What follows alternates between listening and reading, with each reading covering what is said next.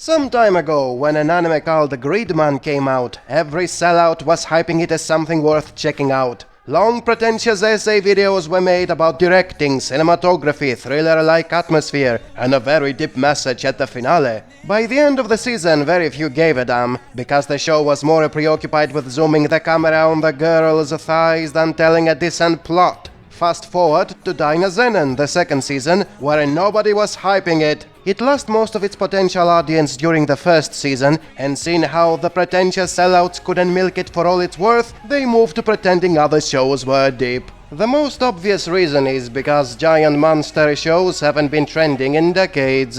Now it's all about harem isekai and video game-like fantasy worlds.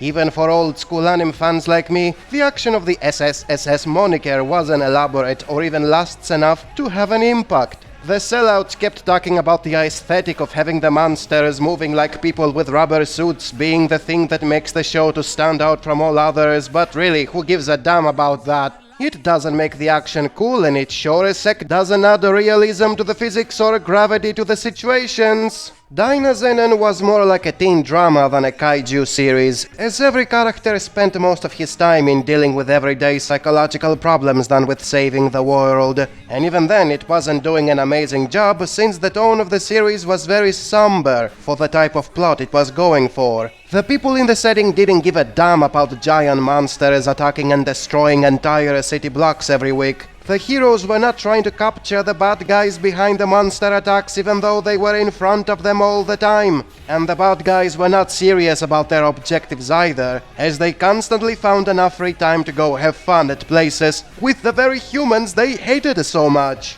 As a result, nothing in this show has much of an impact on the viewer. The action is too short, nobody's worried regarding the monster attacks that kill thousands of people every week. Both good guys and bad guys are slacking around to the most part, and in general the anime is not committed to what it's going for. There are many interesting themes regarding the social pressure and alienation young people are facing in contemporary societies, but the plot doesn't go beyond mentioning them and then letting them not matter in the background. There are also several plot twists that are supposed to change the way you view the setting and certain characters, but because of the carefree way they are handled, they don't feel nearly as significant as they should. Half of the series comes off a slice of nothing happens, so when the other half comes up and you're supposed to care, you don't. If the characters don't care or they don't take what they're doing seriously, then why should the viewer give a damn? Thus we get another example for why modern anime are crap. They don't have the guts to be serious or depressing,